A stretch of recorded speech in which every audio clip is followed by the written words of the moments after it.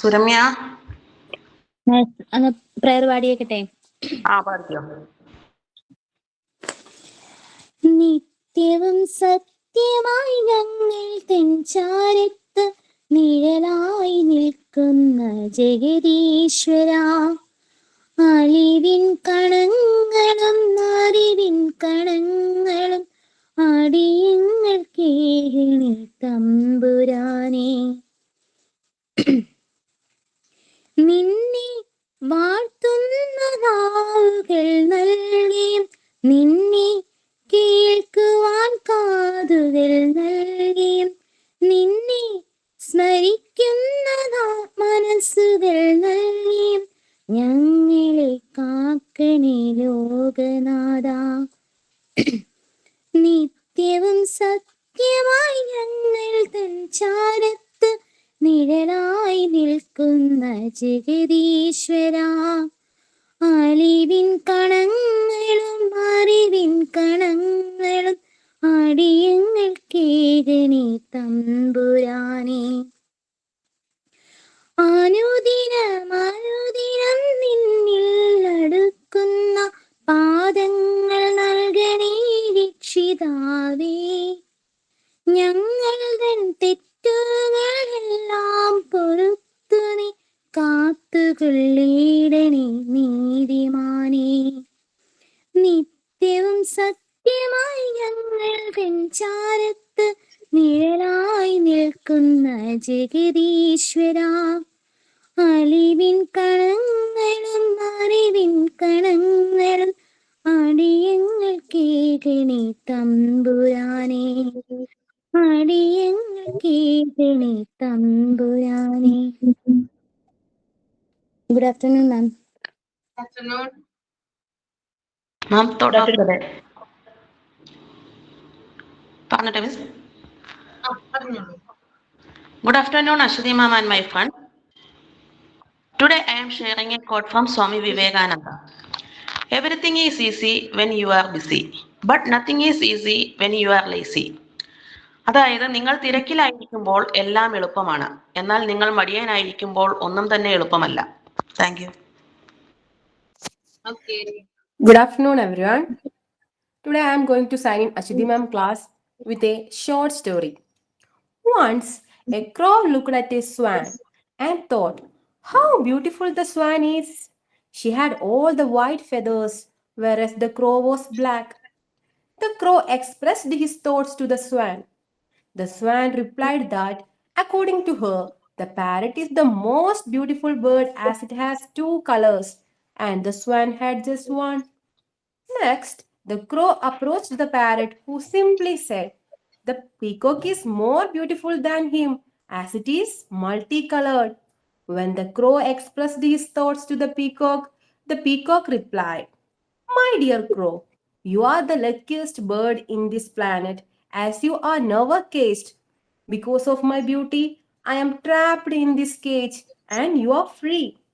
On hearing this, the crow thought how foolish he had been, and thanking God for making him the way he was. So friends, the moral of the story is, never compare yourself to others. Be happy with what you are and what you have. Thank you all. Okay. എല്ലാരും ഭക്ഷണമൊക്കെ കഴിച്ചല്ലോ അല്ലേ? Yes, ma'am. Okay. അപ്പോ നമ്മള് PG class ആണിത് അല്ലേ? മോണ്ടിസോറിയിൽ നിന്ന് വ്യത്യസ്തമാണോ? ഡിപ്ലോമയിൽ നിന്ന് വ്യത്യസ്തമായിട്ട് തോന്നുന്നുണ്ടോ?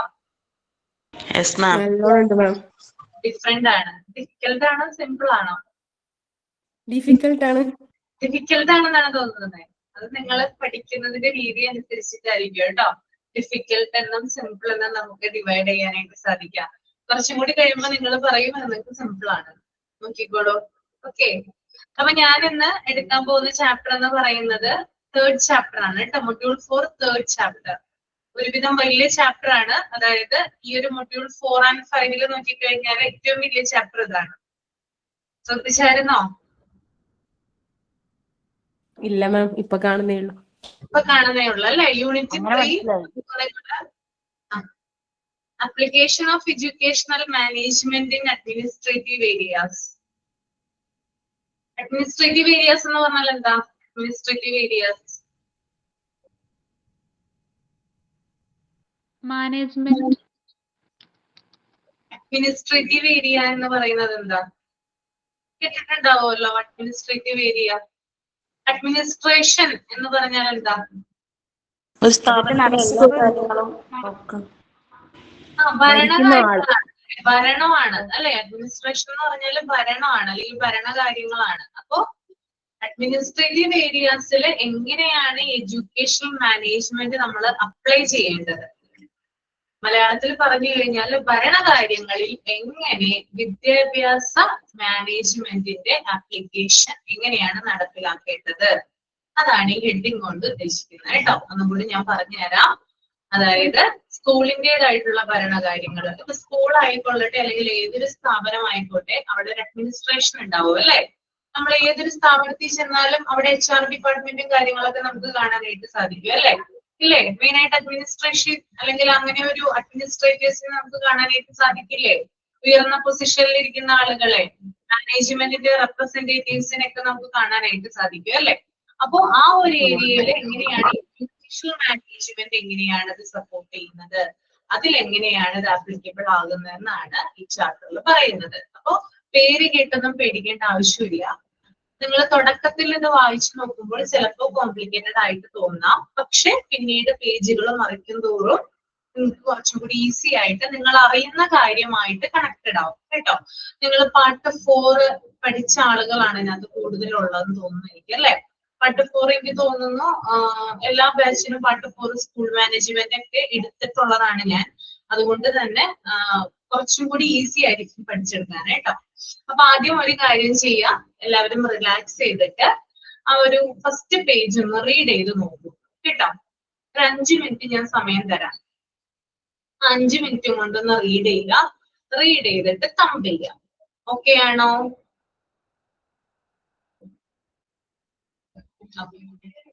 റീഡ് ചെയ്തോളൂ കേട്ടോ.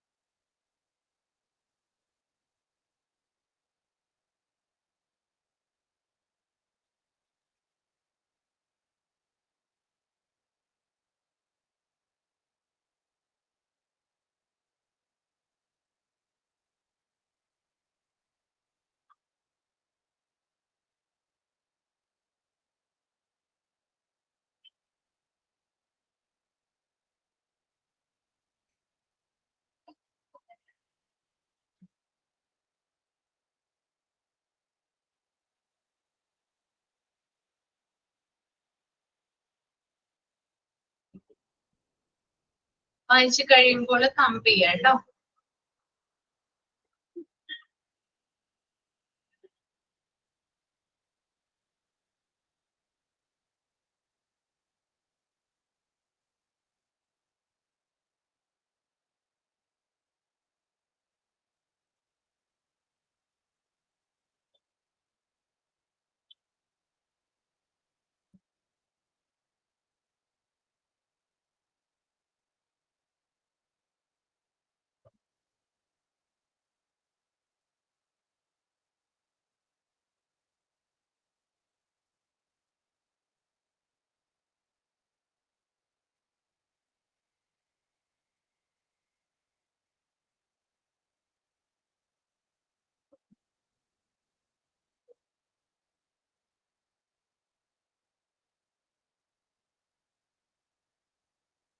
സുജിത വായിച്ചോ? സുജിത ചിഞ്ചു വായിച്ചു കഴിഞ്ഞായിരുന്നോ?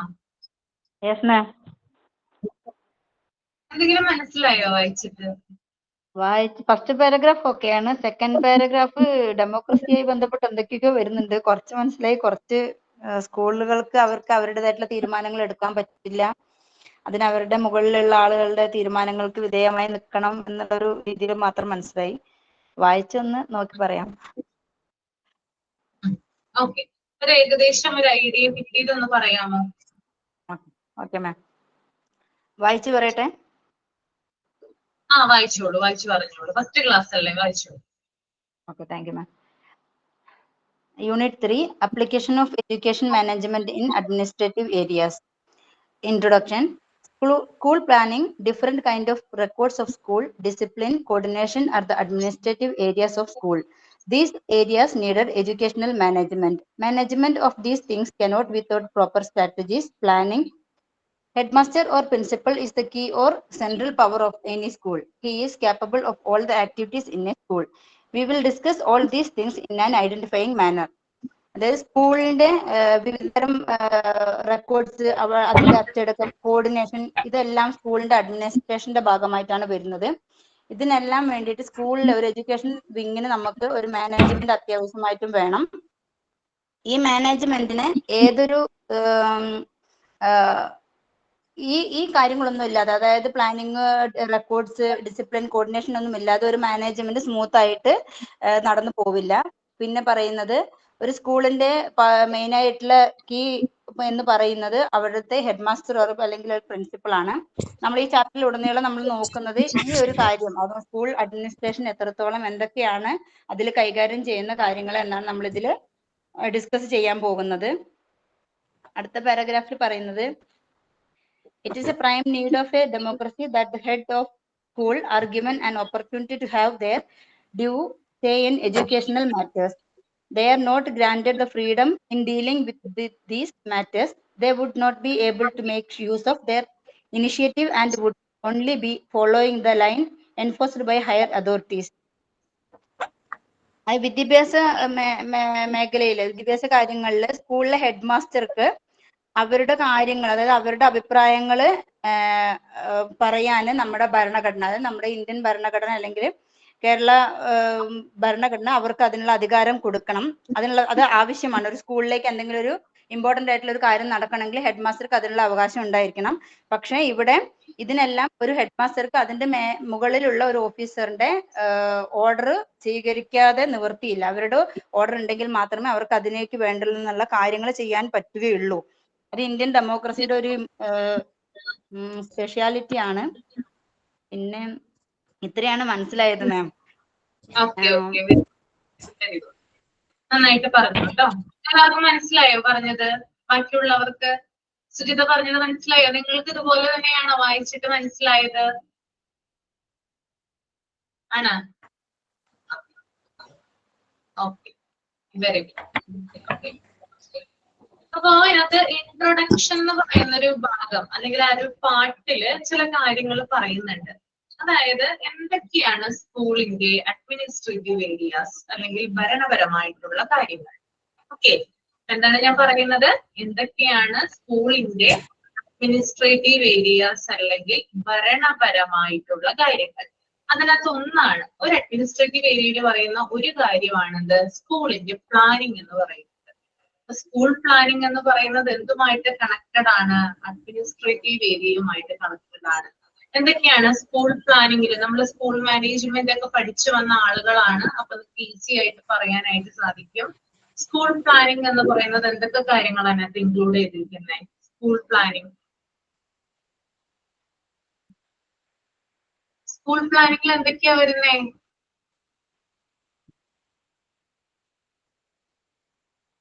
അറിയില്ലേ? മാം, സ്കൂളിന്റെ ബഡ്ജറ്റ് കാര്യങ്ങളൊക്കെ വരും. അതുപോലെ ഡിസിപ്ലിൻ, റെക്കോർഡ് മെയിൻ്റനൻസ്. ആ ആ എല്ലാ കാര്യങ്ങളും അല്ലെ, ഒരു സ്കൂൾ പ്രവർത്തിക്കുന്നതിന് വേണ്ടിയിട്ടുള്ള ഓവറോൾ കാര്യങ്ങളാണ് നമ്മൾ സ്കൂൾ പ്ലാനിങ്ങിൽ വരുന്നത് കേട്ടോ. Okay, then different kinds of records of school. നമുക്കറിയാം പലതരത്തിലുള്ള റെക്കോർഡുകൾ എന്ത് ചെയ്യുന്നുണ്ട്, സ്കൂളുകളിൽ കെപ്റ്റ് ചെയ്ത് വെച്ചിട്ടുണ്ട് അല്ലെ. അപ്പൊ പലതരത്തിലുള്ള, അതും നമ്മൾ പഠിച്ചതാണ്. പല രീതിയിലുള്ള റെക്കോർഡ്സുകൾ ഉണ്ട്. മിറേഴ്സ് എന്ന് പറയുന്ന റെക്കോർഡ്, പിന്നെ അത് സ്റ്റോക്ക് രജിസ്റ്റർ, അങ്ങനെയുള്ള പല പല റെക്കോർഡുകൾ ഉണ്ട്. അപ്പൊ ഇത് എന്ത് ചെയ്യുന്നുണ്ട്, സ്കൂളുകളിൽ കീപ്പ് ചെയ്യുന്നുണ്ട്.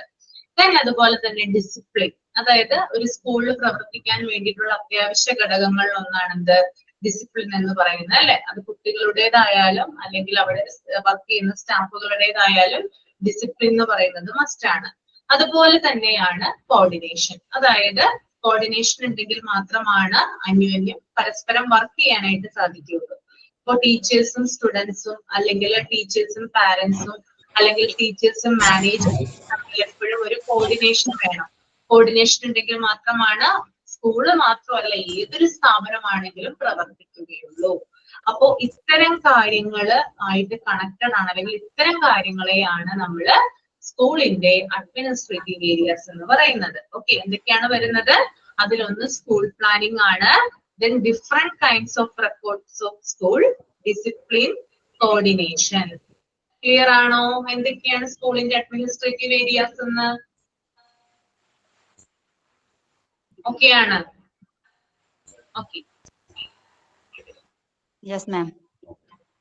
ഓക്കെ, അപ്പൊ ഈ സ്കൂള് പ്ലാനിങ്, അതുപോലെ തന്നെ സ്കൂളിന്റെ റെക്കോർഡ് കീപ്പിംഗ്, ഡിസിപ്ലിൻ, കോർഡിനേഷൻ, ഇതൊക്കെ നടത്തുന്നതിന് വേണ്ടിയിട്ട് എന്താവശ്യമാണ്?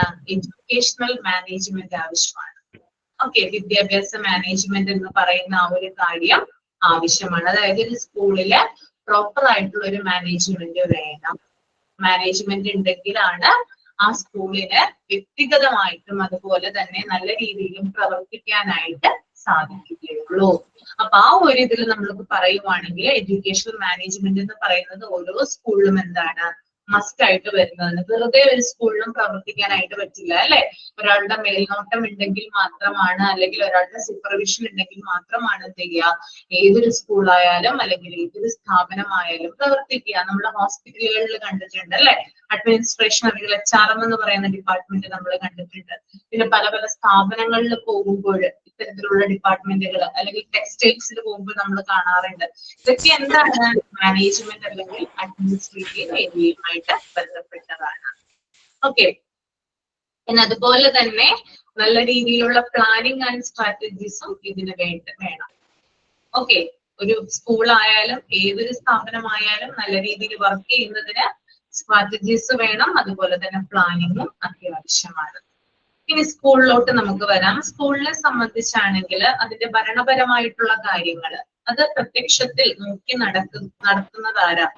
നമ്മൾ കാണുമ്പോൾ അത് നോക്കി നടത്തുന്ന വ്യക്തിയുടെ പേരെന്താ? PTA,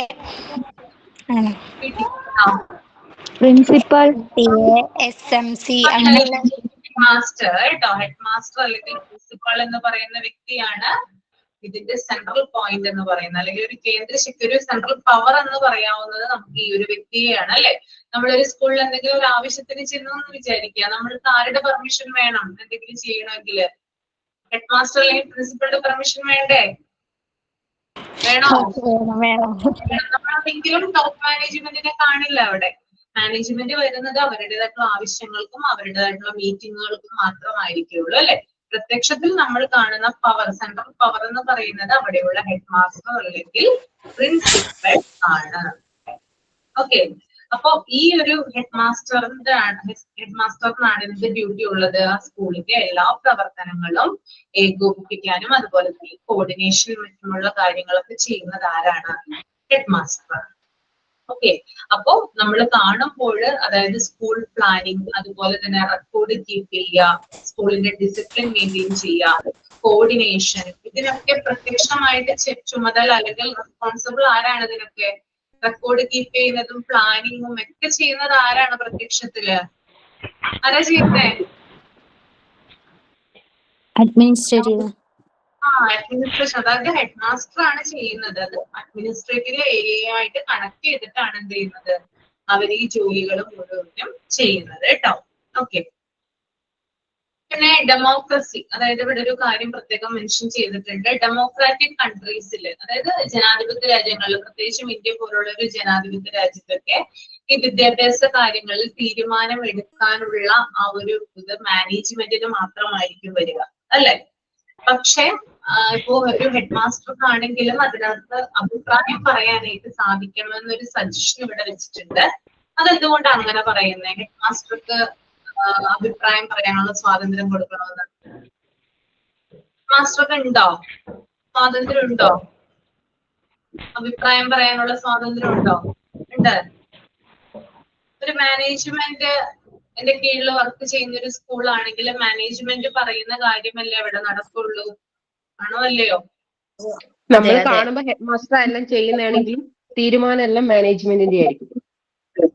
അതെ, അതായത് മാനേജ്മെന്റ് എന്താണോ പറയുന്നത് അത് നടപ്പിലാക്കാൻ ഉപയോഗിക്കുന്ന ഒരു വ്യക്തിയാണ് ആര്? ഹെഡ് മാസ്റ്റർ എന്ന് പറയുന്നത്. അപ്പൊ നമ്മൾ പൊതുവെ അങ്ങനെ കണ്ടുവരുന്നില്ല. എന്താണ്? അതായത് എല്ലാവർക്കും എന്താണ് അഭിപ്രായം തീർപ്പാണെങ്കിൽ ഹെഡ് മാസ്റ്റർ ആയാലും ടീച്ചേഴ്സിനായാലും അവരുടെ അഭിപ്രായങ്ങളും അവരുടേതായിട്ടുള്ള കാര്യങ്ങളൊക്കെ പറയുന്നതിന് വേണ്ടിയിട്ടുള്ള ഒരു സ്വാതന്ത്ര്യം നമ്മുടെ രാജ്യത്ത് നൽകപ്പെടുന്നില്ല. എന്ത് വന്നാലും ടോപ്പ് മാനേജ്മെന്റ് ഉണ്ട്, അവർ പറയുന്ന കാര്യങ്ങളാണ് ഹെഡ് മാസ്റ്റർ എന്ത് ചെയ്യുന്നത്? അനുസരിക്കുന്നത്. അത് മറ്റുള്ള സ്റ്റാഫുകളിൽ കൂടെ നടപ്പിലാക്കപ്പെടുന്നു. അപ്പൊ മാനേജ്മെന്റ് ആണ് എന്ത് ചെയ്യുന്നത്? ഇവിടെ ടോപ്പായിട്ട് നിൽക്കുന്നത്. പക്ഷെ ഇവിടെ പറയുന്ന കാര്യം എന്ന് പറയുന്നത് സ്കൂളിലെ മേധാവി, അതായത് സ്കൂളിന്റെ ഹെഡ് മാസ്റ്ററിന് ചില കാര്യങ്ങളിൽ സ്വാതന്ത്ര്യം കൊടുക്കണം എന്ന് പറയുന്നുണ്ട്. അതായത് ഒരു സ്കൂളിനെ കുറിച്ചും അവിടെ വർക്ക് ചെയ്യുന്ന സ്റ്റാഫുകൾ, അവിടെയുള്ള കുട്ടികളെ കുറിച്ചിട്ട് കൂടുതലായിട്ട് മാനേജ്മെന്റിനേക്കാളും കൂടുതലായിട്ട് അറിയുന്നത് അവിടെയുള്ള ഹെഡ് മാസ്റ്റർക്കാണ്. സോ അതുകൊണ്ട് തന്നെ എന്ത് ചെയ്യണം? അവർക്ക് അതിനുള്ള പവർ കൊടുക്കണം എന്ന് പറയുന്നുണ്ട്. അതുപോലെ തന്നെ വേറൊരു കാര്യം കൂടി പറയുന്നുണ്ട്. പാഠപുസ്തകങ്ങൾ, നമ്മുടെ ടെക്സ്റ്റ് ബുക്കുകളുടെ എന്താ പറയുക സെലക്ഷൻ, അതായത് ടെക്സ്റ്റ് ബുക്കുകൾ തിരഞ്ഞെടുക്കുമ്പോഴും അതുപോലെ തന്നെ അതായത് പലതരത്തിലുള്ള ടീച്ചിങ് മെത്തേഡ്സ്, ലേണിംഗ് മെത്തേഡുകളൊക്കെ കുട്ടികൾക്ക് ഇൻട്രൊഡ്യൂസ് ചെയ്യുന്നത്, അല്ലെ? അതിനകത്തൊക്കെ സ്കൂളിന് ഒരു ഓട്ടോണമി, സ്വയം ഭരണം വേണം എന്ന് പറയുന്നുണ്ട്. അതായത് മുകളിലുള്ള ആളുകൾ തീരുമാനിക്കുന്നത് പോലെയല്ല സ്കൂളിലെ കാര്യങ്ങൾ നടപ്പിലാക്കേണ്ടത്. സ്കൂളിനാണ് കുട്ടികളെ കുറിച്ച് അറിയാവുന്നത്, ടീച്ചേഴ്സിനാണ് പഠിപ്പിക്കുന്ന രീതികൾ അറിയാവുന്നത്. അപ്പൊ അവരുടെ അഭിപ്രായം കൂടി കണക്കിലെടുത്ത് അല്ലെങ്കിൽ അവർക്കൊരു സ്വയം ഭരണം, ഒരു ഓട്ടോണമി കൊടുത്തു കഴിഞ്ഞാൽ കുറച്ചും കൂടി നല്ല രീതിയിൽ കുട്ടികളെ നമുക്ക് പഠിക്കാനായിട്ട് സഹായിക്കാം. ഓക്കെ, മുകളിൽ ഓരോ ആളുകളുണ്ട് അല്ലെ, ഇതുമായി ബന്ധപ്പെട്ട ഓരോരോ, അതൊക്കെയാണ് മാനേജ്മെന്റ് എന്ന് പറയുന്നത്, അല്ലെ? നമ്മുടെ ടോപ്പ് പൊസിഷനിൽ നിൽക്കുന്ന ആളുകൾ അവരൊരു ടെക്സ്റ്റ് ബുക്ക് തയ്യാറാക്കുന്നു, അത് കുഞ്ഞുങ്ങൾക്ക് കൊടുക്കുന്നു, കുഞ്ഞുങ്ങൾ അത് പഠിക്കുന്നു, പരീക്ഷ എഴുതുന്നു. പക്ഷെ അതിനകത്ത് ഡിഫിക്കൽട്ട് ആയിട്ടുള്ള കാര്യങ്ങൾ ഉണ്ടാകാം, അല്ലെ? കുഞ്ഞുങ്ങൾക്ക് ചിലപ്പോൾ പഠിക്കാനായിട്ട് സാധിച്ചെന്ന് വരില്ല. പക്ഷെ ടീച്ചേഴ്സ് ആണ് അത് സജസ്റ്റ് ചെയ്യുന്നതെങ്കിൽ, അല്ലെങ്കിൽ ഹെഡ് മാസ്റ്റർ ആണ്, സ്കൂളിലുള്ള മറ്റു വ്യക്തികളൊക്കെയാണ് അത് സജസ്റ്റ് ചെയ്യുന്നതെങ്കിൽ കുറച്ചും കൂടി, അതായത് കുട്ടികളുടെ മനസ്സറിഞ്ഞ് എന്ത് ചെയ്യാൻ പറ്റും? ടെക്സ്റ്റ് ബുക്കുകൾ പ്രിപ്പയർ ചെയ്യാനായിട്ട് സാധിക്കും. അതിനകത്തൊക്കെ സ്കൂളിനെയും ഉൾപ്പെടുത്തണം എന്നാണ് പറയുന്നത്. പക്ഷെ അങ്ങനെ ഉൾപ്പെടുത്തി നമ്മൾ കണ്ടുവരാറില്ല. ശരിയാണോ ഞാൻ പറഞ്ഞത്? ശരിയാണോ? നിങ്ങളുടെ അഭിപ്രായം എന്താ? അതെ മാം, ശരിയാണ്. ശരിയാണ് അല്ലെ? അപ്പൊ എല്ലാത്തിനും മീതെ എന്തുണ്ട്? ഒരു മാനേജ്മെന്റ് അല്ലെങ്കിൽ അഡ്മിനിസ്ട്രേഷൻ ഉണ്ട്. അവരാണ് എല്ലാ കാര്യങ്ങളും ഇതിൽ തീരുമാനിക്കുന്നത്. ഓക്കെ, പിന്നെ അതുപോലെ തന്നെ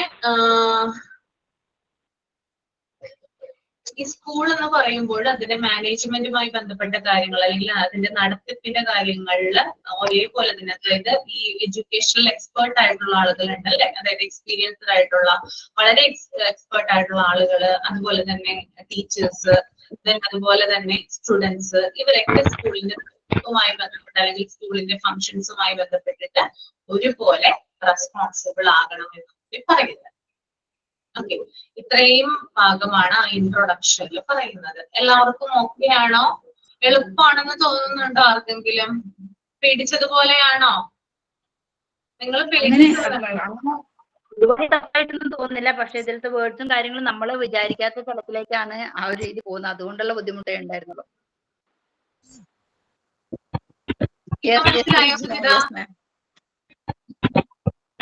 ഓക്കെ ഓക്കെ, അപ്പൊ പേടിക്കേണ്ട ആവശ്യമില്ല. മാം സൗമ്യ മ്യൂട്ട് ചെയ്യാൻ പറയാമോ മാം? വോയിസ് ഡിസ്റ്റർബ് ആകുന്നുണ്ട്.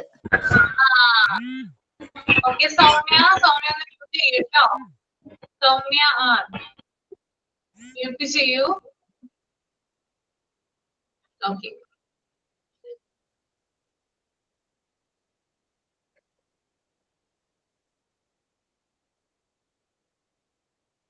The next one, areas of educational administration ആണ് കേട്ടോ. അതൊന്ന് നിങ്ങൾ റീഡ് ചെയ്യാം.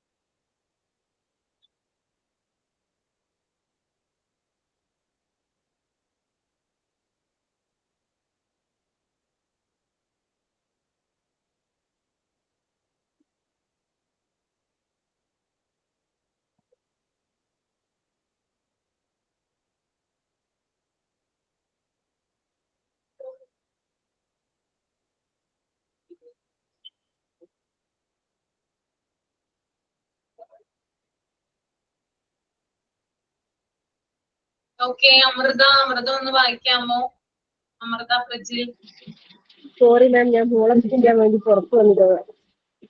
പോവാണല്ലേ? ഓക്കെ, വേറെ ആരാണ് വായിക്കാൻ പറ്റുന്ന ആള്? പറയാമോ? റീഡ് ചെയ്യാമോ?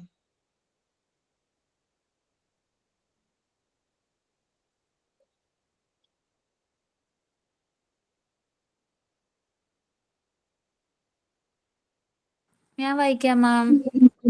റോഷ്നി വായിച്ചു. Areas of educational administration.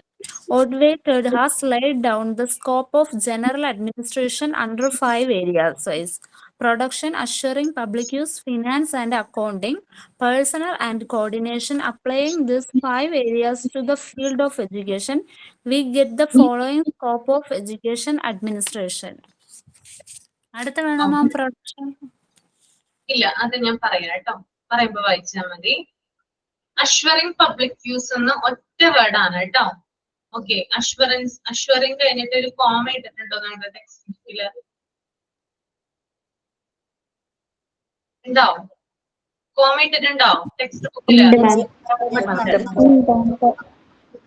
ഒറ്റ വേർഡാണ് കേട്ടോ, അഷ്വറിംഗ് പബ്ലിക് യൂസ്, അതാണ് കേട്ടോ.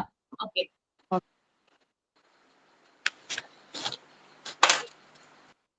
എഡ്യൂക്കേഷണൽ അഡ്മിനിസ്ട്രേഷൻ, അതായത് വിദ്യാഭ്യാസപരമായിട്ടുള്ള ഭരണത്തിന്റെ ഏരിയകൾ എന്തൊക്കെയാണെന്നാണ് ഇവിടെ പറയുന്നത് കേട്ടോ. അപ്പൊ ഇവിടെ ഒരു ആളെ മെൻഷൻ ചെയ്തിട്ടുണ്ട്, ഓഡ്വേ ടെഡ്. ഓഡ്വേ ടെഡ് എന്ന് പറയുന്നത് അമേരിക്കൻ ഓർഗനൈസേഷണൽ തിയറിസ്റ്റ് ആണ്. അദ്ദേഹത്തിന്റെ തിയറിയിലാണ് ഇതിനെ കുറിച്ച് പറയുന്നത്. അപ്പൊ ആ തിയറി അനുസരിച്ചിട്ട് എഡ്യൂക്കേഷണൽ അഡ്മിനിസ്ട്രേഷനെ 5 രീതിയിലാണ് ഡിവൈഡ് ചെയ്തിട്ടുള്ളത്. അപ്പൊ എന്തൊക്കെയാണെന്ന് നമുക്ക് നോക്കാം. ഒന്ന് പ്രൊഡക്ഷൻ ആണ്, 2 അഷ്വറിംഗ് പബ്ലിക് യൂസ് ആണ്, then finance and accounting, personal and coordination. Okay, ഈ 5 കാര്യങ്ങളാണ് കേട്ടോ. ആരാണ് പറയുന്നത്? അദ്ദേഹത്തിന്റെ പേരെന്താ? എഡ്യൂക്കേഷണൽ അഡ്മിനിസ്ട്രേഷനെ 5 ആയിട്ട് ഡിവൈഡ് ചെയ്തിരിക്കുന്ന വ്യക്തിയുടെ പേര് ഓഡ്വേ ടെഡ് കേട്ടോ. ഓഡ്വേ ടെഡ് എന്നാണ് അദ്ദേഹത്തിന്റെ പേര്. He's an American organisational theorist. Okay, അപ്പൊ നമുക്ക് നോക്കാം എന്തൊക്കെയാണ് അദ്ദേഹം പറയുന്നത് നോക്കാം. അപ്പൊ ഈ 5 കാര്യങ്ങൾ എന്ത് ചെയ്യണം? എഡ്യൂക്കേഷണൽ ഫീൽഡിൽ നമ്മൾ അപ്ലൈ ചെയ്യണം എന്നാണ് ഇദ്ദേഹം പറയുന്ന ഒരു സജഷൻ. ഓക്കെ, അപ്പൊ ആദ്യത്തേതെന്ന് പറയുന്നത് പ്രൊഡക്ഷൻ ആണ്. എന്താണ് പ്രൊഡക്ഷൻ? നിങ്ങൾ പ്രൊഡക്ഷൻ എന്ന് കേട്ടിട്ടുണ്ടാവുമല്ലോ. എന്താണ് പ്രൊഡക്ഷൻ? പ്രൊഡക്ഷൻ എന്താ? ഉൽപാദനം അല്ലെങ്കിൽ ഒരു സാധനം പ്രൊഡ്യൂസ് ചെയ്യുക, അല്ലെ? അങ്ങനെയൊക്കെയാണ് പ്രൊഡക്ഷൻ കേട്ടിട്ടുണ്ടാവുക അല്ലെ. അപ്പൊ ഇവിടെ എന്താണ് പറയുന്നത് നമുക്ക് നോക്കാം. ഒന്ന് വായിക്കാമോ? പ്രൊഡക്ഷൻ ഒരാളെ റീഡ് ചെയ്യാമോ? Yes, ma'am. Production. It refers to the society and social activity of work for which an organization is set up. In education, it means realization of the goals of education which have been set up by society. Educational administration has therefore to portray the aims of education to the educational workers so that they may score the final product of education, the achievement of the pupil, in the desired form and shape. മനസ്സിലായോ എന്തെങ്കിലും? Miss അതില് ഇല്ല miss തന്നെ പറഞ്ഞാൽ മതി. Okay okay. അതായത് ഈ production എന്ന് പറയുന്നത്, അതായത് നമ്മൾ സാധാ കേൾക്കുന്ന പ്രൊഡക്ഷൻ പോലെയല്ല, അതുമായിട്ട് സിമിലർലി, അതായത് കുറച്ച് കണക്ഷൻ ഉണ്ട്, എന്നിരുന്നാലും കുറച്ച് വ്യത്യസ്തമാണ്. ഒരു സ്ഥാപനത്തിന്റെ ലക്ഷ്യം നേടിയെടുക്കുന്നതിനുള്ള പ്രവർത്തനങ്ങളെയാണ് ഇത് സൂചിപ്പിക്കുന്നത്. ഓക്കെ, പ്രൊഡക്ഷൻ എന്ന് പറഞ്ഞാൽ എന്താണ്? ഒരു സ്ഥാപനം, ആ സ്ഥാപനത്തിന് ലക്ഷ്യങ്ങൾ ഉണ്ടാവും അല്ലെ. ഏതൊരു സ്ഥാപനവും പ്രവർത്തിക്കുന്നത് അതിൻ്റെതായിട്ടുള്ള ചില ലക്ഷ്യങ്ങളോടെ ആയിരിക്കും അല്ലെ. ഏതൊരു സ്ഥാപനം നിങ്ങൾ നോക്കിയാലും അതിന് അതിൻ്റെതായിട്ടുള്ള ലക്ഷ്യങ്ങൾ ഉണ്ടാകും. അതിന്റെ ലക്ഷ്യം എന്ന് പറയുന്നത് പരമാവധി പ്രോഫിറ്റ് ഉണ്ടാവുക മാത്രമാണ് അല്ലെ, ലാഭം ഉണ്ടാകുക മാത്രമാണ് അതിന്റെ ലക്ഷ്യം. ഇനി മറ്റു ചില സ്ഥാപനങ്ങളുണ്ട്, അതിന് ലാഭം അത്രയധികം പ്രതീക്ഷിക്കുന്നില്ലെങ്കിൽ കൂടിയും നല്ല രീതിയിൽ ഗുണനിലവാരം ഉറപ്പാക്കുക, അല്ലെങ്കിൽ ഗുണമേന്മയുള്ള സാധനങ്ങൾ ആളുകൾക്ക് കൊടുക്കുക എന്നുള്ളതായിരിക്കും ആ ഒരു സ്ഥാപനത്തിന്റെ ലക്ഷ്യം എന്ന് പറയുന്നത് അല്ലെ. അപ്പൊ ഇവിടെ പറയുന്ന കാര്യം, ഒരു സ്ഥാപനത്തിന്റെ ലക്ഷ്യം നേടിയെടുക്കുന്നതിനുള്ള പ്രവർത്തനങ്ങളെയാണ് ഇത് സൂചിപ്പിക്കുന്നത്. ഓക്കെ, ഒന്നുകൂടി ഞാൻ പറയാം. പ്രൊഡക്ഷൻ എന്ന് പറയുന്നത് ഒരു സ്ഥാപനത്തിന്റെ ലക്ഷ്യങ്ങൾ നേടിയെടുക്കുന്നതിനുള്ള പ്രവർത്തനങ്ങളെയാണ്. മനസ്സിലായോ? ക്ലിയർ ആണോ? അപ്പൊ നിങ്ങളൊന്ന് ആലോചിച്ച് നോക്കിയേ, ഒരു സ്കൂളിന്റെ ലക്ഷ്യം എന്ന് പറയുന്നത് എന്തായിരിക്കും? 100% വിജയം. 100% വിജയം അല്ലെ. അതിനു വേണ്ടിയിട്ട് എന്തൊക്കെ പ്രവർത്തനങ്ങളായിരിക്കും അവര് നടത്തുക? കുട്ടികൾക്ക് പഠിക്കാനുള്ള ക്ലാസ് കൊടുക്കും. നല്ല രീതിയിൽ നല്ല ക്ലാസ്സുകൾ കൊടുക്കാറുണ്ട്, നല്ല ടീച്ചേഴ്സിനെ അപ്പോയിന്റ് ചെയ്യും, പിന്നെ കുട്ടികൾക്ക് വേണ്ടിയുള്ള അവയർനെസ് പ്രോഗ്രാമുകൾ കണ്ടക്ട് ചെയ്യും. അങ്ങനെ പല വിധത്തിലുള്ള പ്രോഗ്രാം, സ്റ്റഡീസുമായി ബന്ധപ്പെട്ടുള്ള പലവിധ പരിപാടികൾ സംഘടിപ്പിക്കും. അങ്ങനെ മാക്സിമം അവർക്ക് കൊടുക്കാൻ പറ്റുന്ന രീതിയിൽ കൊടുത്തിട്ട് കുട്ടികളെ കൊണ്ട് റിസൾട്ട് ഉണ്ടാക്കിപ്പിക്കുക എന്നുള്ളതാണ് ഇതിന്റെ ലക്ഷ്യം എന്ന് പറയുന്നത്, സ്കൂളിന്റെ ലക്ഷ്യം എന്ന് പറയുന്നത്. ഇതിനെയാണ് പ്രൊഡക്ഷൻ എന്നതുകൊണ്ട് ഉദ്ദേശിക്കുന്നത്.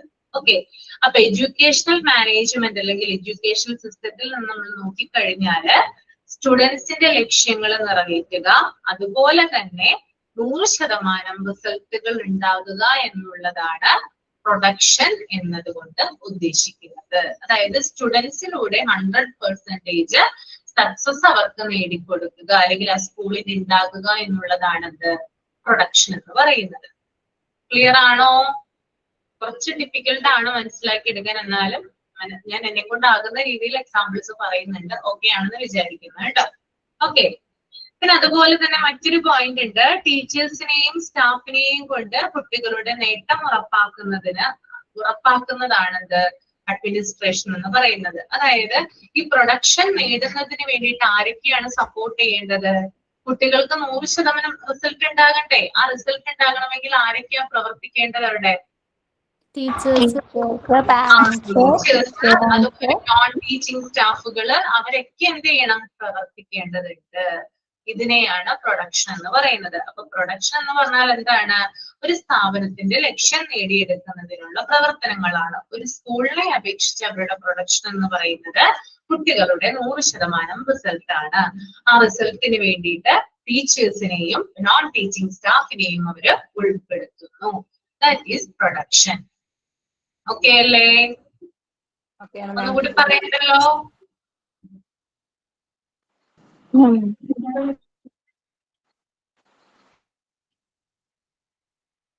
Then അടുത്തതാണ് അഷ്വറിംഗ് പബ്ലിക് യൂസ്. ഒരാളൊന്ന് വായിച്ചേ, റീഡ് ചെയ്യാമോ?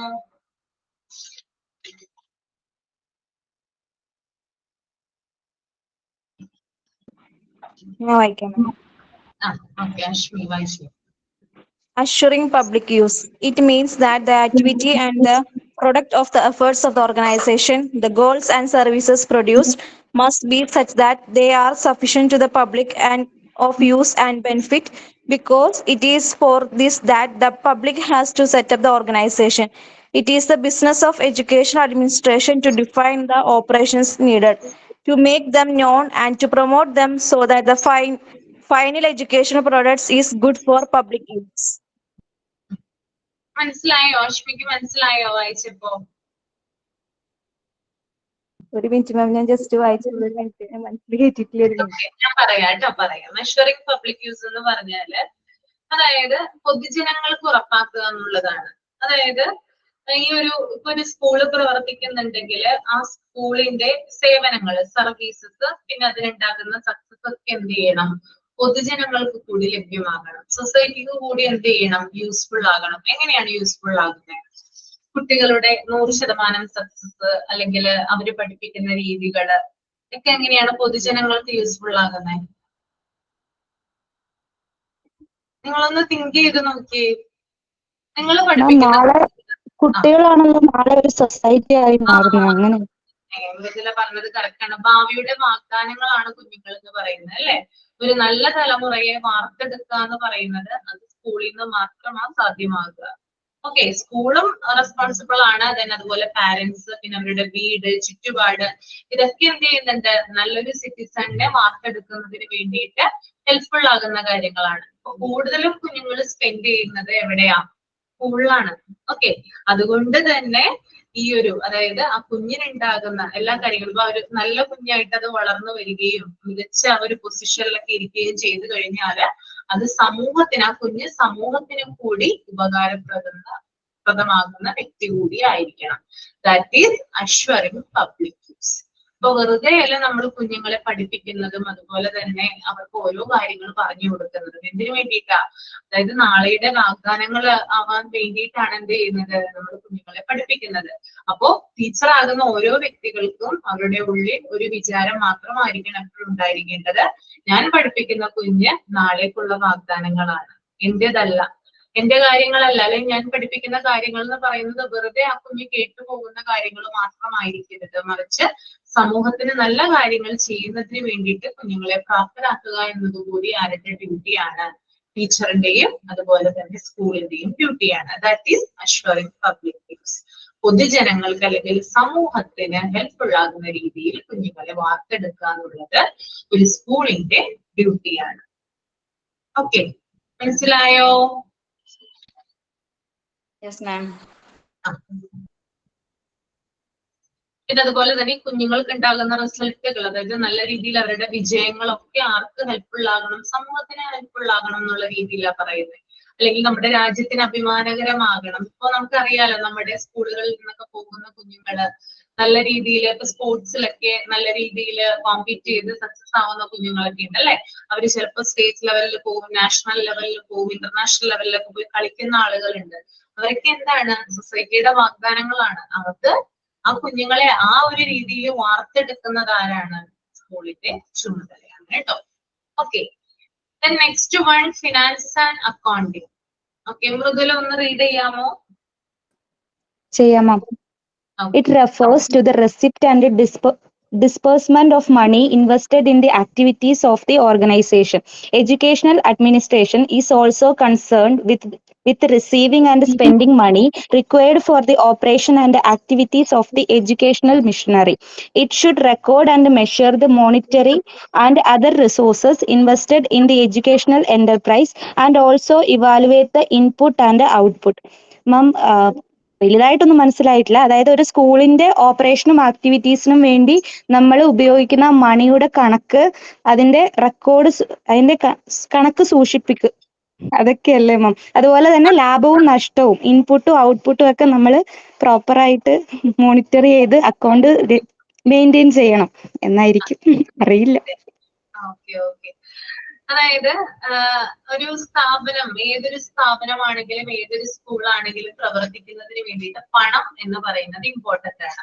ഞാൻ പല ക്ലാസ്സുകളിലും പറഞ്ഞു തന്നിട്ടുണ്ട് അല്ലെ, പണത്തിനെ കുറിച്ചിട്ടുള്ള, അല്ലെങ്കിൽ പണം എന്ന് പറയുന്ന, മണി എന്ന് പറയുന്നത് ഒരു വ്യക്തിയെ സംബന്ധിച്ചാണെങ്കിലും അല്ലെങ്കിൽ ഒരു സ്കൂളിനെ സംബന്ധിച്ചാണെങ്കിലും ഒരു സ്ഥാപനത്തിനെ സംബന്ധിച്ചാണെങ്കിലും ഇമ്പോർട്ടന്റ് ആണ്. ജീവിതം മുന്നോട്ട് കൊണ്ടുപോകണമെങ്കിൽ പണം ആവശ്യമാണ്. ഓക്കെ, ക്ലാസ്സുകളിൽ പറഞ്ഞു തന്നിട്ടുള്ള കാര്യമാണ്, അതുകൊണ്ട് റിപ്പീറ്റ് ചെയ്യുന്നില്ല. അപ്പൊ ഇവിടെ സ്കൂളിനെ സംബന്ധിച്ച് പണം എന്ന് പറയുന്നത് ഇമ്പോർട്ടന്റ് ആണ്. കാരണം സ്കൂളിന്റെ ഡേ ടു ഡേ പ്രൊസീജിയേഴ്സ് അല്ലെങ്കിൽ ഡേ ടു ഡേ ആക്ടിവിറ്റീസ് ഒക്കെ നടത്തുന്നതിന് വേണ്ടിയിട്ട് എന്ത് വേണം? പണം വേണം അല്ലെ? ഇപ്പൊ കുഞ്ഞുങ്ങൾക്ക് ഉച്ചഭക്ഷണം കൊടുക്കുന്ന ഒരു ഇത് അവിടെ ഉണ്ടെങ്കിൽ തീർച്ചയായിട്ടും പണം ഉണ്ടെങ്കിലാണ്, മാനേജ്മെന്റിന്റെ അല്ലെങ്കിൽ ആ ഒരു ഹെഡ് മാസ്റ്ററിന്റെ കയ്യിൽ പണം ഉണ്ടെങ്കിലാണ് എന്ത് നടക്കുക? അവർക്ക് ഉച്ചഭക്ഷണം കൊടുക്കാനായിട്ട് സാധിക്കുകയുള്ളൂ അല്ലെ? ഗവൺമെന്റിന്റെ മണിയൊക്കെ പിന്നീടാണ് പാസ് ചെയ്ത് വരുന്നത്. ഓക്കെ, അപ്പൊ ഇവിടെ പറയുന്ന പ്രധാന കാര്യം എന്ന് പറഞ്ഞാല് പലതരത്തിലും സ്ഥാപനത്തിന് അല്ലെങ്കിൽ സ്കൂളിന് പണം ആവശ്യമാണ്.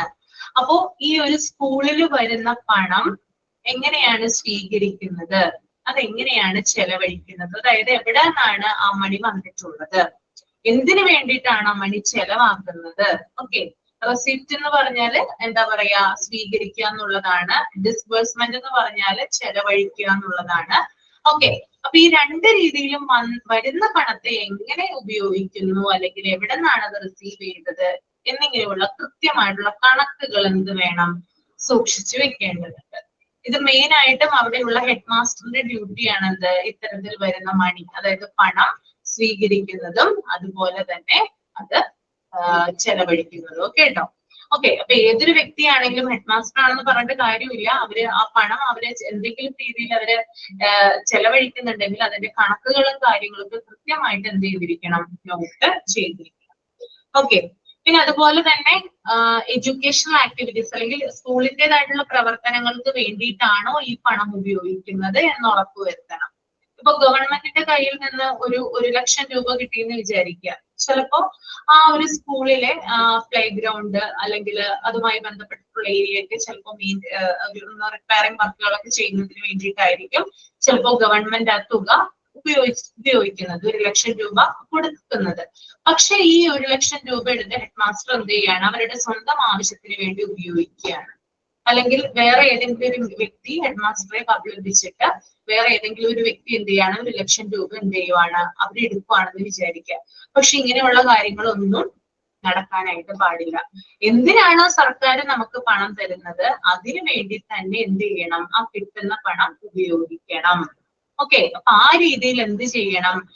തരുന്ന പണം ശരിയായി സ്കൂളിന്റെ ആവശ്യങ്ങൾക്ക് തന്നെയാണോ യൂസ് ചെയ്യുന്നതെന്ന് ഉറപ്പുവരുത്തേണ്ടതുണ്ട്. ഓക്കെ, അതും എന്താണ്? ഫിനാൻസ് ആൻഡ് അക്കൗണ്ടിങ്ങുമായി ബന്ധപ്പെട്ടതാണ്. ഓക്കെ, പിന്നെ അതുപോലെ തന്നെ ഞാൻ നേരത്തെ പറഞ്ഞു, കിട്ടുന്ന പണമായാലും നമ്മൾ ചെലവാക്കുന്ന പണമായാലും അത് കൃത്യമായിട്ട് കാൽക്കുലേറ്റ് ചെയ്ത് എന്ത് ചെയ്യണം? രേഖപ്പെടുത്തി വെക്കണം. That is accounting. ഓക്കെ, മനസ്സിലായോ? ക്ലിയർ അല്ലേ?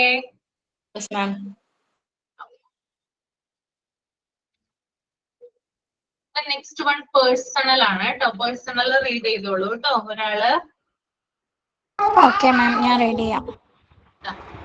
It is the framing and operation of the policies and the producer for the recruitment of workers and maintenance of goodwill and personal relationship among them in order to ensure full set interest, coordination, moral devotion of all the persons working in the organization. This is especially important for the educational enterprise where the whole work is centered around impact of on type of human being, the teachers upon another type of human being, the students. The scope of educational administration therefore separates over the personal. അതായത് personal സ്ഥാപനത്തിൽ പ്രവർത്തിക്കുന്ന എല്ലാ വ്യക്തികളുടെയും പൂർണ്ണമായ താല്പര്യങ്ങൾ, ഏകോപനം, എല്ലാവരും ഒരുമിച്ച് നിൽക്കുക, അതായത് നമ്മൾ ഡെഡിക്കേഷൻ ചെയ്തുകൊണ്ട് എല്ലാവരെയും കോർഡിനേഷൻ ചെയ്തുകൊണ്ടായിരിക്കണം. അതായത് ടീച്ചേഴ്സ് തമ്മിലുള്ള ഒരു എല്ലാ എല്ലാവർക്കും ഇടയിലും സൗഹൃദപരമായ വ്യക്തിബന്ധങ്ങൾ നിലനിർത്തിക്കൊണ്ടുള്ള നയങ്ങളും നടപടികളും ഒക്കെ ആയിരിക്കണം വിദ്യാഭ്യാസ സംരംഭത്തിന് പ്രത്യേകിച്ച് ഇത് പ്രാധാന്യമുള്ളതാണ്. മുഴുവൻ ജോലിയിലും അധ്യാപകർ ഒരേപോലെ കാണാനുള്ള മെന്റാലിറ്റി അങ്ങനെയുള്ളതൊക്കെ ഇതിൽ ഉണ്ടായിരിക്കണം എന്ന്.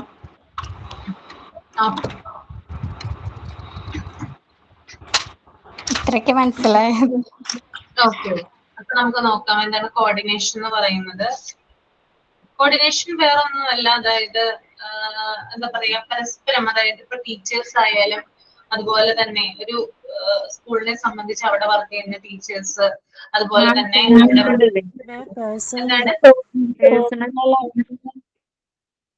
എന്താണ് ഫോർത്ത് പോയിന്റ് ആണ്. ഓ സോറി പേഴ്സണൽ ആണ് അല്ലെ. ഓക്കെ. ആ, പേഴ്സണൽ എന്ന് പറയുന്നത് നമ്മൾ തന്നെയാണ് അല്ലെ. ആരാണ് പേഴ്സണൽ ആയിട്ട് പോകുന്നേ? പേഴ്സണൽ ആരാ പേഴ്സണൽ? ടീച്ചേഴ്സ് ആണ് അല്ലെ. സ്കൂളിനെ സംബന്ധിച്ച് അവിടെ വർക്ക് ചെയ്യുന്ന ടീച്ചേഴ്സ് ഉണ്ട്, അതുപോലെ തന്നെ നോൺ ടീച്ചിങ് സ്റ്റാഫ് ഉണ്ട് അല്ലെ. ഇവരെന്ത് ചെയ്യണം? എന്താ ചെയ്യേണ്ടത്? പരസ്പര സൗഹാർദ്ദം ഉണ്ടായിരിക്കണം. പരസ്പരമായിട്ട് നല്ലൊരു എന്താ പറയാ കോർഡിനേഷൻ ഉണ്ടാവണം. അതുപോലെ തന്നെ നല്ല രീതിയിൽ എന്താ പറയാ വർക്ക് ചെയ്യുന്ന ആളുകളുടെ ഇടയിൽ നല്ല രീതിയിലുള്ള മുറയിൽ ഉണ്ടായിരിക്കണം അല്ലെ. ധാർമ്മികത അങ്ങനെയുള്ള കാര്യങ്ങളൊക്കെ ഉണ്ടായിരിക്കണം. പിന്നെ അതുപോലെ തന്നെ ഇവരെന്ന് പറയുന്നത് ഒരു സ്ഥാപനത്തിനെ സംബന്ധിച്ച് അല്ലെങ്കിൽ ഒരു എന്താ പറയാ ഇൻസ്റ്റിറ്റ്യൂട്ടിനെ സംബന്ധിച്ച് അവിടെ നെടുന്തൂണാണെന്ന് പറയാം. ഇവരുണ്ടെങ്കിൽ മാത്രമാണ് എന്ത് ചെയ്യാം കുട്ടികളെ പഠിപ്പിക്കാനും അല്ലെങ്കിൽ നല്ല രീതിയിൽ അവരെ ഒരുമിച്ച് കൊണ്ടുപോകാനും സാധിക്കുകയുള്ളൂ. ആണോ? അങ്ങനെയാണോ? നിങ്ങളുടെ അഭിപ്രായം എന്താ പേഴ്സണലിനെ കുറിച്ച്? അങ്ങനെ തന്നെയാണ് മാഡം. അങ്ങനെ തന്നെയാണ്. വർക്ക് ചെയ്യുമ്പോഴാണ് അതറിയുക. അതെ. അപ്പൊ പേഴ്സണലിന്റെ അവിടെ പ്രധാനമായിട്ടും വരുന്ന പോയിന്റ്സ് എന്ന് പറയുന്നത് ടീച്ചേഴ്സിനെ ആയാലും അല്ലെങ്കിൽ മറ്റ് നോൺ ടീച്ചിങ് സ്റ്റാഫിനെ ആയാലും അവരെ അപ്പോയിന്റ് ചെയ്യുന്നത്, അതുപോലെ അവരെ സെലക്ട് ചെയ്യുന്നത്, പിന്നെ അവരുടെ ഇടയിൽ നല്ല ബന്ധം സൃഷ്ടിക്കുക എന്നുള്ളത്. ഇപ്പൊ ഒരു സ്കൂളിൽ തന്നെ കുറേയധികം സ്റ്റാഫുകൾ ഉണ്ടാകും. അപ്പൊ അവരുടെ ഇടയിൽ നല്ലൊരു ബന്ധം ഉണ്ടെങ്കിൽ മാത്രമാണ് ആ ഒരു സ്കൂള് നല്ല രീതിയിൽ മുന്നോട്ട് പോവുക. കുട്ടികൾക്കായാലും അത് കണ്ടിട്ടാണ് എന്ത് ചെയ്യുന്നത് അവരും ഇൻസ്പയർ ആകുന്നത് അല്ലെ. പിന്നെ അതുപോലെ തന്നെ എല്ലാവരും നല്ല ഉത്സാഹത്തോടു കൂടിയും സഹകരണത്തോടു കൂടിയും പരസ്പരം കോർഡിനേഷനോടു കൂടിയും പിന്നെ അതുപോലെ തന്നെ ആത്മാർത്ഥതയോടു കൂടിയാണ് പ്രവർത്തിക്കേണ്ടത്. ഓക്കെ. പിന്നെ അതുപോലെ തന്നെ ഈ ഒരു ഞാൻ നേരത്തെ പറഞ്ഞൊരു കാര്യമാണ്, ഞാൻ പല കുട്ടികൾക്കും ഇത് കൊടുത്തിട്ടുണ്ടായിരുന്നു വർക്ക് ആക്ടിവിറ്റി പോലെ. കുട്ടിയെ നേരിട്ട് ഇൻഫ്ലുവൻസ് ചെയ്യാവുന്ന ലോകത്തിലെ ഒരേ ഒരു ആളെന്ന് പറയുന്നത് ടീച്ചറാണ് അല്ലെ. പാരന്റ്സ് ഇപ്പൊ റോൾ മോഡൽ ആകാറുണ്ടെങ്കിൽ കൂടിയും കൂടുതലും അങ്ങനെ വരാറില്ല. എപ്പോഴും ടീച്ചേഴ്സ് ആണ് എപ്പോഴും എന്ത് ചെയ്യുന്നത് കുട്ടികൾക്ക് റോൾ മോഡൽ ആകുന്നത് അല്ലെ. ടീച്ചേഴ്സ് അല്ലേ? അതെ മാം. അതായത് കുറേയധികം കാര്യങ്ങൾ എന്ത് ചെയ്യുന്നുണ്ട് ഇവരിൽ ഇൻഫ്ലുവൻസ് ആവുന്നുണ്ട്. ചെറുപ്രായത്തിൽ തന്നെ അവരുടെ എന്താ പറയാ ഒരു ഫിസിക്കൽ അപ്പിയറൻസ് മുതൽ അവർ ചെയ്യുന്ന കാര്യങ്ങൾ, അവർ പറയുന്ന കാര്യങ്ങൾ, അവരുടെ പറയുന്ന രീതി, ഇതൊക്കെ എന്ത് ചെയ്യാറുണ്ട് കുട്ടികൾക്ക് ഇൻഫ്ലുവൻസ് ചെയ്യാറുണ്ട്. അപ്പോ ഇത്തരത്തില് എന്താണ് വളരെയധികം പ്രധാനപ്പെട്ട ഒരു വ്യക്തിയാണെന്ത് പേഴ്സണൽ എന്ന് പറയും. ഓക്കെ, ക്ലിയർ ആയെന്ന് വിചാരിക്കുന്നു കേട്ടോ. ഈ 4 കാര്യങ്ങളും ഓക്കെ ആണോ? ഓക്കെ ആണ്. നിങ്ങൾക്ക് നമ്മുടെ മിൽഡ്രോസ് മിസ്സിന്റെ ക്ലാസ്സിലും അപർണ മിസ്സിന്റെ ക്ലാസ്സിലും സെമിനാറിനെ കുറിച്ച് പറഞ്ഞിട്ടുണ്ടായിരുന്നോ? പറഞ്ഞിട്ടില്ല അല്ലേ? അപ്പൊ നമുക്ക് ഞാൻ നിങ്ങൾക്ക് സെമിനാർ തരാം ഒന്ന് പ്രസന്റ് ചെയ്യുന്നതിന് വേണ്ടിയിട്ട്. അധികം പേരൊന്നും വേണ്ട, ഒരു 3 പേരൊക്കെ വെച്ച് ചെയ്താൽ മതി. 5 മിനിറ്റിൽ ഒതുക്കണം. അതാണ് കുറച്ച് ഡിഫിക്കൽട്ട് കേട്ടോ. സെമിനാർ ഒന്ന് 5 മിനിറ്റിൽ ബ്രീഫ് ചെയ്യാനായിട്ട് ശ്രമിക്കുക. അപ്പൊ ഞാൻ ടോപ്പിക് ഇപ്പൊ തരാം. അപ്പൊ ആരാണ് പ്രിപ്പയർ ചെയ്യുന്നതെന്ന് അടുത്ത ക്ലാസ്സിലേക്ക് ആരാണ് അത് പ്രിപ്പയർ ചെയ്യുന്നതെന്ന് ഒന്ന് പറഞ്ഞാൽ മതി കേട്ടോ. വല്ലപ്പോഴും കരുതുള്ളൂ, എല്ലാ ദിവസവും ഉണ്ടാവില്ല. ചില ദിവസങ്ങളിൽ സെമിനാർ നമ്മൾ ഇതിൽ തന്നെ, അതായത് നിങ്ങളും കൂടി ഇത് പറയണമല്ലോ, അത് മെയിനായിട്ട് PG ആയതുകൊണ്ടാണ് അങ്ങനെ ചെയ്യിപ്പിക്കുന്നത് കേട്ടോ. ഓക്കെ അല്ലേ? മാം ടീമായിട്ട് വർക്ക് ചെയ്യേണ്ടത് എന്താണ്? ടീമായിട്ട് പ്രസന്റ് ചെയ്യേണ്ടതാ അല്ല ഓരോരോ ആളാ? അല്ലല്ല, ഒരാള് ഇൻഡിവിജ്വൽ ആയിട്ടാണ് കേട്ടോ. ഓക്കെ, 5 മിനിറ്റിൽ ബ്രീഫ് ചെയ്യണം കേട്ടോ. 5 മിനിറ്റിൽ ചെയ്യാനായിട്ട് സാധിക്കുമോ? മാം കൺക്ലൂഷൻ അങ്ങനെ സെപ്പറേറ്റ് ആയിട്ട് വേണോ? ഇല്ല, ആ ഒരു ടോപ്പിക്കിനെ കുറിച്ച് മാത്രം പറഞ്ഞാൽ മതി എന്താണെന്നുള്ളത് കേട്ടോ. Okay ma'am. ഓക്കെ. മാം ഇത് വൈവയുടെ ഭാഗമായിട്ടുള്ള സെമിനാർ അല്ലേ മാം? അതെ അതെ അതെ. അപ്പൊ ഞങ്ങൾ ആദ്യം ചെയ്തോട്ടെ? എന്താണ് അതിൽ ചെയ്താൽ മതിയോ നിങ്ങൾക്ക് സെമിനാർ? അപ്പോ വൈവേല് മതിയോ? അല്ല മാം, ക്ലാസ് ചെയ്യണം പറഞ്ഞായിരുന്നു. അല്ല, ബ്രീഫ് ചെയ്യാനായിട്ട് ക്ലാസ്സിൽ ചെയ്യാനായിട്ട് പറഞ്ഞിട്ടുണ്ടായിരുന്നോ? ഞാൻ പറയട്ടെ, ഇനി അതിന് കൺഫ്യൂഷൻ വേണ്ട, ഞാൻ പറയാം കേട്ടോ. പിന്നെ പറയാം ഇനി അത് ചെയ്യണോ അല്ലെങ്കിൽ വൈവയുടെ സമയത്ത് ചെയ്താൽ മതിയോ പിന്നെ പറയാം. അത് മതിയോ? അല്ല മാം, ജിഷ മാം ഇന്ന് പറഞ്ഞിട്ടുണ്ടായിരുന്നു ഞങ്ങൾക്ക് 9th ബാച്ചിന്റെ നമ്മൾ PG ക്ലാസ്സിൽ നിങ്ങൾക്ക് ഒരു ടോപ്പിക് തരും, അത് നിങ്ങൾ അവിടെ സബ്മിറ്റ് പറയാനാ പറഞ്ഞിട്ടുണ്ടായിരുന്നത് ഞങ്ങളോട്. സെമിനാറിൽ നമ്മുടെ PG ക്ലാസ്സിൽ പറയാനാണല്ലോ പറഞ്ഞത്. ഓൺലൈൻ ക്ലാസ് അറ്റൻഡ് ചെയ്യാത്ത ആൾക്കാർ മാത്രം വൈവ ടൈമിൽ പറഞ്ഞാൽ മതി. ചെയ്താൽ മതി പറഞ്ഞിട്ടുണ്ടായിരുന്നു. അങ്ങനെ പറഞ്ഞിട്ടുണ്ടായിരുന്നു അല്ലേ? ഓക്കെ. അപ്പൊ ഞാൻ എന്നാ തരാം. 3 പേര് റെഡി ആയിട്ട് നിൽക്കൂ. ഒന്നെന്ന് പറയുന്നത് ഒരു ടോപ്പിക് എന്ന് പറയുന്നത് തരാട്ടോ ഞാൻ.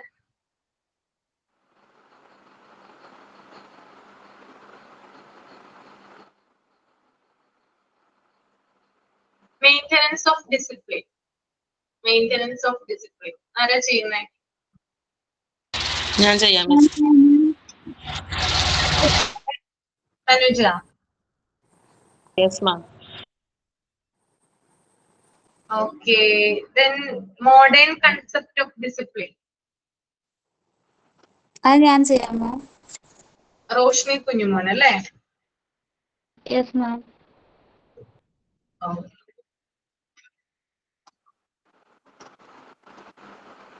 മാം ഇത് നമ്മുടെ ക്ലാസ്സിൽ പ്രസന്റ് ചെയ്ത് കഴിഞ്ഞാൽ വൈവയ്ക്ക് ചെയ്യണ്ടല്ലോ? വൈവയ്ക്ക് ചെയ്യേണ്ട ആവശ്യമില്ല. ടോപ്പിക് ചോദിക്കും. ഇപ്പൊ ഞാനാണ് ചെയ്യുന്നതെങ്കിൽ അറിയാനായിട്ട് പറ്റുമല്ലോ എനിക്ക്. ഞാൻ എഴുതി വെക്കും. ഓക്കെ. ജിഷ മിസ് അങ്ങനെ പറഞ്ഞിട്ടുണ്ടെങ്കിൽ ഓക്കെ, അല്ലെങ്കിൽ വൈവ സമയത്ത് തന്നെയാണ് സെമിനാർ പ്രസന്റ് ചെയ്യുന്നതാണ് പറഞ്ഞെങ്കിൽ അങ്ങനെയായാലും ചെയ്താൽ മതി കേട്ടോ. നാളെ നിങ്ങളൊന്ന് ചോദിച്ചു നോക്കും മിസ്സിനോട്. ക്ലാസ് എടുക്കുമ്പോൾ ചെയ്താലും മതി. ടൈം പറയാന്ന് പറഞ്ഞിട്ടുണ്ട്. ക്ലാസ്സിൽ മാമിന്റെ ടോപ്പിക് എടുത്തിട്ടുണ്ട്. അത് വൈവന്റെ ടൈമിൽ ആ മാം എടുക്കുന്നെന്ന് അറിയില്ല, സ്ലോട്ട് അറിയൂല. ബട്ട് ആ മാമോട് പറഞ്ഞാൽ മതി ഇങ്ങനത്തെ ക്ലാസ്സിൽ ഞങ്ങൾ ടോപ്പിക് എടുത്തിട്ടുണ്ടെന്ന് പറഞ്ഞാൽ മതി എന്ന് പറഞ്ഞിട്ടുണ്ട് അല്ലേ? ഓക്കെ. ഇനി എന്തെങ്കിലും ക്ലാരിഫിക്കേഷൻ വേണമെങ്കിൽ നാളെ ജിഷ ടീച്ചറിന്റെ PG ക്ലാസ് ആണല്ലോ, ടീച്ചറിനോട് ഒന്നും കൂടി ഒന്ന് ചോദിച്ചോളൂ കേട്ടോ. ഓക്കെ. ടീച്ചർ ഓക്കെ പറയുകയാണെങ്കിൽ നിങ്ങൾ ഇത് പ്രസന്റ് ചെയ്തോളൂ കേട്ടോ. ഓക്കെ, അങ്ങനെ നമുക്ക് തീരുമാനിക്കാം. അപ്പൊ ഞാൻ എന്തായാലും ടോപ്പിക് തരാം.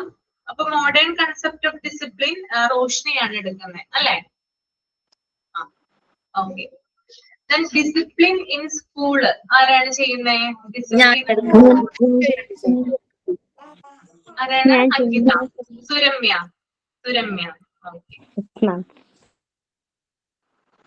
ഓക്കെ. 5 മിനിറ്റിൽ ബ്രീഫ് ചെയ്യണേ കേട്ടോ. പോകരുത്. അങ്ങനെയാണെങ്കിൽ നമ്മുടെ ടൈം പോകും. ക്ലാസ് എടുക്കുന്ന ഇത് വലിയ ചാപ്റ്റർ ആണ് കേട്ടോ. 5 മിനിറ്റിൽ ബ്രീഫ് ചെയ്യാനായിട്ട് ശ്രമിക്കാം. ഇത് കൂടാതെ വേറെ സെമിനാറിന് ടോപ്പിക് തരുമോ പിന്നീട്? പിന്നീട് തരാം കേട്ടോ ഞാൻ. Okay ma'am. മാം ഇത് 3 നെക്സ്റ്റ് വീക്ക് ചെയ്യേണ്ട ആൾക്കാരായിരിക്കും അല്ലെ? എന്താണ്? ഈ 3 ടോപ്പിക്കും നെക്സ്റ്റ് വീക്ക് ആണോ ചെയ്യേണ്ടത്? നെക്സ്റ്റ് വീക്ക് എന്റെ ക്ലാസ്സിൽ ചെയ്താൽ മതി കേട്ടോ. 3 പേര് പറഞ്ഞിട്ടുണ്ട് ഇവിടെ. 3 പേര് ചെയ്താൽ മതി. ബാക്കിയുള്ളവരത് കേട്ടിരിക്കുക. മനസ്സിലായിട്ടില്ലെങ്കിൽ അവരോട് ചോദിക്കുക കേട്ടോ. അങ്ങനെ നമുക്കൊരു ഡിബേറ്റ് പോലെ ചെയ്യാൻ പറ്റും കേട്ടോ. ഓക്കെ. അപ്പൊ ക്ലിയർ ആയിട്ട് മാം ഒരു കാര്യം പറഞ്ഞോട്ടെ, ഞങ്ങൾ 4-ാമത്തെ അവിടെ വൈവയ്ക്ക് വരുന്നുണ്ട് കേട്ടോ മാം. അപ്പോഴാ ജിഷ മാം പറഞ്ഞത് ഞങ്ങളോട് എടുത്തോളാം. അതാ ഞങ്ങൾ MD9 വേഗം കയറി പറഞ്ഞത് ചെയ്യാന്ന്. അങ്ങനെയാണല്ലേ? ഓക്കെ. ഞാനൊന്ന് ജിഷ മാമിനോടൊന്ന് സംസാരിച്ച് നോക്കട്ടെ. ഇത് എന്താണ്, വൈവ ടൈമിലാണോ അല്ലെങ്കിൽ നമ്മുടെ PG ക്ലാസ്സിന്റെ സമയത്ത് എങ്ങനെ എടുക്കാൻ പറ്റുമോ ഞാൻ വൈകിട്ട് ടൈമിൽ എടുക്കണ്ട, ക്ലാസ്സിൽ എടുക്കാനാ പറഞ്ഞിട്ടുണ്ടായിരുന്നേ. അങ്ങനെ എടുക്കാനാണ് പറഞ്ഞിട്ടുള്ളത് അല്ലേ? ഓക്കെ ഓക്കെ, എന്നാ ശരി. ഓക്കെ, അത് ഞങ്ങൾക്ക് PG-യിലെ മൊഡ്യൂൾ 4 to 5 ഏത് സബ്ജക്ട് വേണമെങ്കിലും നമ്മളെ ഇഷ്ടം, നിങ്ങൾക്ക് ഇഷ്ടമുള്ളത് ചെയ്യാനാ പറഞ്ഞിട്ടുണ്ടായിരുന്നത്. ഓക്കെ, ചെയ്യിപ്പിച്ചിട്ടുണ്ടായിരുന്നു മുമ്പ്. പിന്നെ സമയക്കുറവ് മൂലം എന്തെങ്കിലും മാറ്റങ്ങൾ വന്നിട്ടുണ്ടോ എന്ന് എനിക്കൊരു ഡൗട്ട് വന്നു. അതാണ് ഞാൻ ഈ വീണ്ടും ചോദിക്കുന്നത്. നമ്മുടെ ക്ലാസ് ഇങ്ങനെ ഇതായി പോകുകയും, അപ്പൊ കുഴപ്പമില്ല, 5 മിനിറ്റിൽ തീർക്കുകയാണെങ്കിൽ യാതൊരു പ്രശ്നമില്ല കേട്ടോ. നമ്മളെ ടോപ്പിക്കും കവർ ചെയ്ത് പോവുകയാണല്ലോ, നിങ്ങൾക്ക് നല്ലതാണത്. Okay, maximum try our best. എന്താ Sujitha? We will try our best. Okay okay, അപ്പൊ ഇത്രയും കാര്യങ്ങൾ ക്ലിയർ ആയെന്ന് വിചാരിക്കുന്നു കേട്ടോ. ഇന്നത്തെ ക്ലാസ് ഇഷ്ടപ്പെട്ടോ? ഓക്കെ അല്ലേ? ഓക്കെ ആണ് കമ്പയർ ടു ലാസ്റ്റ് 2 ക്ലാസ് ഈ ക്ലാസ് ബെറ്റർ ഉണ്ടായി. എന്താണ് സുജിത? അങ്ങനല്ല മാം, ലാസ്റ്റ് 2 ക്ലാസ് കമ്പയർ ചെയ്താൽ ഈ ക്ലാസ് ഓക്കെ ആയിരുന്നു. മീൻസ് അപ്പുറത്തെ മാം പറഞ്ഞു ടഫ് ഉണ്ടെന്ന്. നെക്സ്റ്റ് മിൽട്ടോസ് മാം പറഞ്ഞു ഇല്ല അതിന്റെ പകുതി ടഫ് ഇല്ലോന്ന്. ബട്ട് നിങ്ങൾ വന്നിട്ട് ഫുൾ ക്ലിയർ ആക്കി അത് ടഫേ ഇല്ലാന്ന് ക്ലിയർ ആക്കിയോ. Okay okay, thank you. അപ്പൊ നമുക്ക് ഇനി നെക്സ്റ്റ് ക്ലാസ്സിൽ കാണാം കേട്ടോ. അപ്പൊ അധികം ഞാൻ ഇന്ന് പറഞ്ഞ് മുഷിപ്പിക്കുന്നില്ല, കുറച്ചും കൂടി പറഞ്ഞ പിന്നെ കോംപ്ലിക്കേഷൻ കൂടും. അപ്പൊ ഇങ്ങനെ ഈ രീതിയിലാണ് നമ്മുടെ ക്ലാസ് പോവുക കേട്ടോ. ഞാൻ എങ്ങനെയാണോ ഡിപ്ലോമയ്ക്ക് ചെയ്യിക്കുന്നത് അതുപോലെ തന്നെയാണ് PG-ക്കും ചെയ്യിക്കുക. നിങ്ങളെ കൊണ്ട് ഞാൻ വായിപ്പിക്കും, പറയിപ്പിക്കും. ഇനി കിട്ടിയില്ല എന്നിരിക്കെ യാതൊരു പ്രോബ്ലവും ഇല്ല, ഞാൻ നിങ്ങൾക്ക് പറഞ്ഞു തരും. ഓക്കെ ഓക്കെ, അപ്പൊ നമുക്ക് വൈൻഡപ്പ് ചെയ്യാം. Okay, ma'am. Thank you. Thank you. Sign out എന്തെങ്കിലും ഉണ്ടോ? ഉണ്ട് മാം, സൈൻ ഔട്ട് ഉണ്ട്. പറഞ്ഞോളൂ കേട്ടോ. Good evening all. Education is the passport of the future. Education is an important element in the struggle for human rights. Thank you, Ashwini ma'am, for your valuable class. Sign off by Roshni. Thank you all. Thank you so much. Next ക്ലാസ്സിൽ കാണാം കേട്ടോ. Okay, next ദിവസം ഉണ്ടാവില്ല അല്ലേ? പൂജ holiday അല്ലേ? നമുക്ക് നോക്കാം കേട്ടോ. നെക്സ്റ്റ് വീക്ക് ഇല്ലെങ്കിൽ അതിന്റെ പിന്നത്തെ വ്യാഴാഴ്ച പ്രസന്റ് ചെയ്താൽ മതി കേട്ടോ സെമിനാർ. ഓക്കെ മാം, ഈ 4th 10th ബാച്ച് അല്ലാതെ 9th ബാച്ച് വരുന്നുണ്ടോ മാം പ്രാക്ടിക്കലിന്? കുറച്ച് പേര് വരുന്നുണ്ടെന്ന് പറഞ്ഞു. സോറി മാം, വരുന്നുണ്ടെന്ന് പറഞ്ഞിട്ടുണ്ടായിരുന്നു അങ്കിത. എത്ര പേരാണെന്ന് എനിക്കറിയില്ല, വരുന്നുണ്ടെന്ന് പറഞ്ഞു. കഴിയുമല്ലോ അങ്ങനെ വരുമ്പം കഴിയുമല്ലോ. വൈവയ്ക്കും കൂടി നിങ്ങൾ കൊടുത്തിട്ടുണ്ടല്ലേ? സ്ലോട്ട് കൊടുത്തിട്ടുണ്ടല്ലേ? കൊടുത്തിട്ടുണ്ട് മാം, പക്ഷെ റെക്കോർഡ് കംപ്ലീറ്റ് ആയില്ല, എങ്ങനെയും നോക്കണം. ഓക്കെ ഓക്കെ ഓക്കെ, അപ്പൊ നമുക്ക് 4ാം തീയതി കാണാം. 9th ബാച്ചിനോട് 4ാം തീയതി കാണാം അല്ലേ? ഓർത്തിന് കാണാം. Okay ma'am. Thank you ma'am. Thank you.